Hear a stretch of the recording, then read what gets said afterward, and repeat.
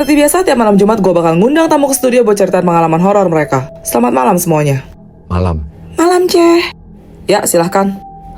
Kejadian ini kami alami beberapa tahun yang lalu, sewaktu kami sedang berjalan-jalan ke kota Bandung. Dan hal ini hampir merenggut nyawa Celo, anak perempuan kami. Dan ini juga menjadi alasan mengapa mata batin cewek terbuka. Serius, kami sedang berlibur bersama keluarga besar dan Snow memesan salah satu villa di kawasan pegunungan. Villa itu baru saja selesai dibangun, terkesan modern, mewah, dan nyaman. Tapi pada saat menjelang maghrib, keponakan Juliet yang masih balita nunjuk ke arah pohon besar di depan villa dan bilang kalau ada nenek-nenek yang lagi ngintip. Waduh, seperti yang udah bisa Cece tebak sih, aku gak ngeliat siapa-siapa. Jadi aku suruh dia masuk, tapi malamnya Celo nangis terus dan mendadak demam tinggi. Kami membawa Celo ke rumah sakit terdekat dan dokter menyarankan agar bayi kami dirawat inap. Astaga. Om Snow yang nyusul dari Jakarta datang buat jenguk Celo, tapi begitu dia ngeliat Celo, dia langsung tarik Snow keluar dari kamar. Om bilang ada sosok nenek-nenek yang menyukai dan menginginkan Celo. Dalam 3 hari setelah malam purnama, jiwa Celo akan dibawa. Asli serem banget. Akhirnya sesuai petunjuk dari Om Snow, kami berdua berdoa. Dan tiap malam kami melakukan semacam ritual untuk masuk ke dalam hutan di belakang villa demi mencari jiwa Celo yang tersesat. Ya ampun, sumpah gak main-main effortnya. Secara ajaib 3 hari kemudian Celo sembuh dan kami semua kembali ke Jakarta. Tapi seiring dengan berjalannya waktu, kami baru menyadari kalau Celo bisa melihat apa yang tidak bisa dilihat oleh mata manusia biasa. Seperti biasa, tiap malam Jumat gue bakal ngundang tamu ke studio buat ceritain pengalaman horor mereka. Selamat malam semuanya. malam. Malam. Ya, silahkan. Kejadian ini kita alami pas gue lagi mau belajar berenang buat ambil nilai praktek olahraga. Jadi kita berangkatlah bertiga ke Villa Snow yang ada di kawasan Bogor Atas. Jujur gue juga udah lama banget gak kesana. Villa itu diurus sama sebuah keluarga yang dipercaya sama nyokap gue. Sebut saja Mang Tario dan Bi Inem.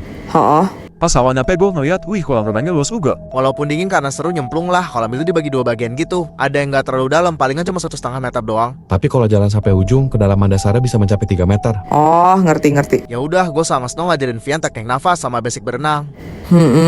Gak lama sih Vian langsung coba praktekin. Tapi karena gue lagi gak enak badan, gue cabut naik duluan buat bilas. Masuk angin lu. Sisa gue sama si Aska dong, tapi menjelang maghrib si Aska malah kebelet bokep, ditinggal gue sendirian. Kelar mandi gue samperin kan mereka. Tapi si Vian malah meronta-ronta minta tolong di dalam kolam. Karena gue takut dia tenggelam, mau gak mau gue jemur lagi. Gue kaget denger Snow teriak-teriak, langsung ngebut gue ke arah kolam. Tapi gue ngeliat si Vian tergeletak sambil batuk-batuk.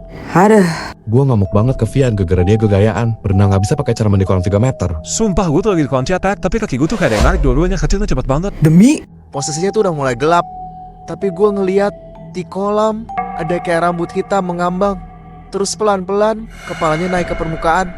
Mukanya pucat sambil senyum gitu ke arah gue. Merinding woi.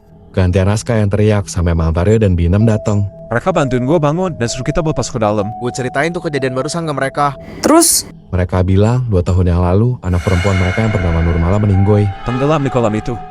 Dan ciri-cirinya pasti sama kayak yang gue lihat. Sumpah, kalian tuh harus denger kasus ini, soalnya ini tuh serem banget. Serem gimana, Celo? Jadi ada seorang cewek yang namanya Ali Salam. Dia lagi liburan ke Los Angeles, terus dia nginep di Hotel Cecil. Tapi tiba-tiba dia menghilang secara misterius gitu. Tepat 19 hari sejak Ali Salam menghilang, para penghuni hotel mulai protes. Mereka mengeluh kok aliran air di kamar mereka kecil. Pihak hotel pun segera melakukan investigasi. Terus, dan kamu tahu apa? Jenazah Ali Salam yang sudah membusuk ditemukan dalam salah satu tangki air bersih yang berada di atap Hotel Cecil.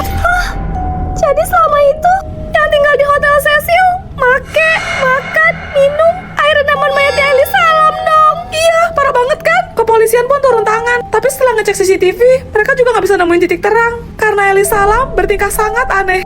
Aneh gimana, Celo? Dia mencet-mencetin semua tombol lantai lift. Tapi karena pintunya masih belum ketutup, dia sempat celingak-celinguk keluar. Panik gitu. Gak berapa lama, dia ngerapat ke sudut, kayak ketakutan. Celo, kok aku jadi keinget permainan lift menuju dunia lain ya? Jangan-jangan